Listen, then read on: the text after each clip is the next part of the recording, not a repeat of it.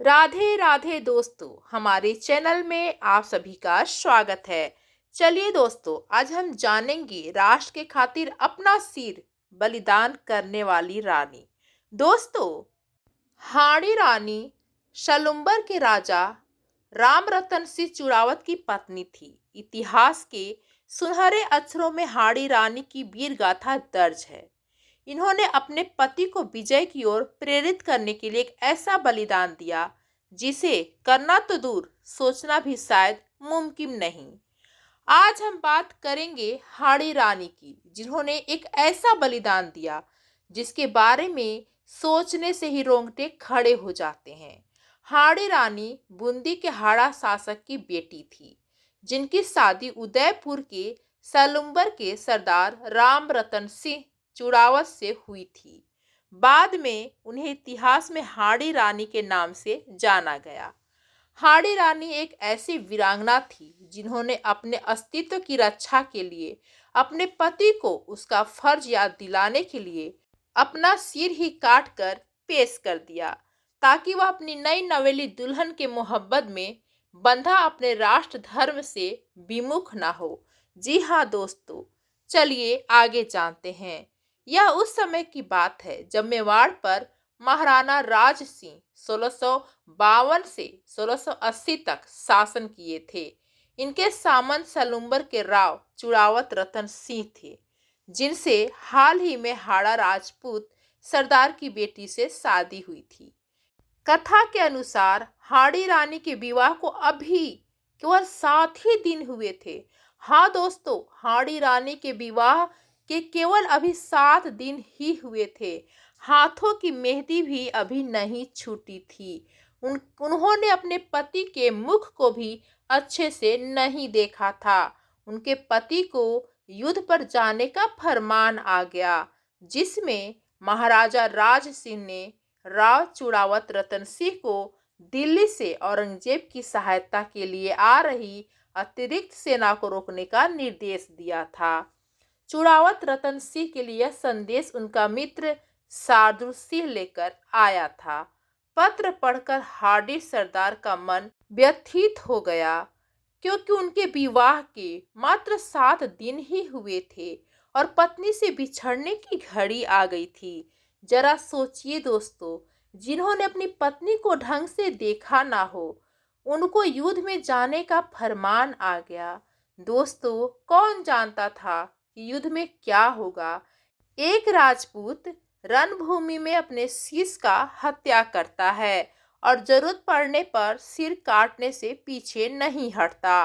औरंगजेब की सेना तेजी से आगे बढ़ रही थी, इसलिए उन्होंने अपनी सेना को युद्ध की तैयारी का आदेश दे दिया। वह इस संदेश को लेकर अपनी पत्नी हाड़ी रानी के पास पहुंचे और सारी कहानी सुनाई। रानी को यह खबर सुनकर सदमा लगा और उसने खुद को संभाल लिया और अपने पति को युद्ध में जाने के लिए तैयार किया। उनके लिए विजय की कामना के साथ उन्हें युद्ध के लिए विदाई दी।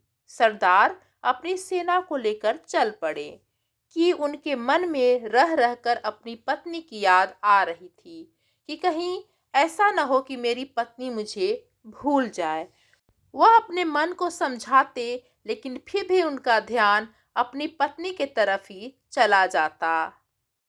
आखिर हार्डी सरदार से रहा नहीं गया। आधे मार्ग से उन्होंने अपनी पत्नी के पास एक संदेहवाहक भेज दिया। पत्र में लिखा था कि प्रिय, मुझे मत भूलना, मैं जरूर लौट कर आऊँगा। मुझे तुम्हारी बहुत याद आ रही है।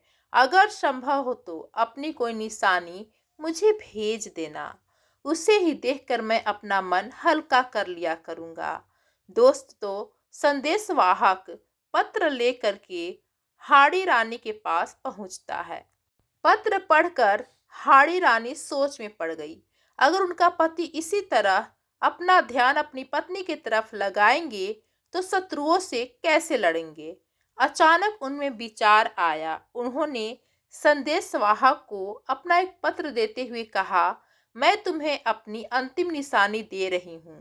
थाल में सजाकर सुंदर वस्त्र से ढककर मेरे पति के पास पहुंचा देना। किंतु याद रखना कि उनके सिवा कोई और ना देखे।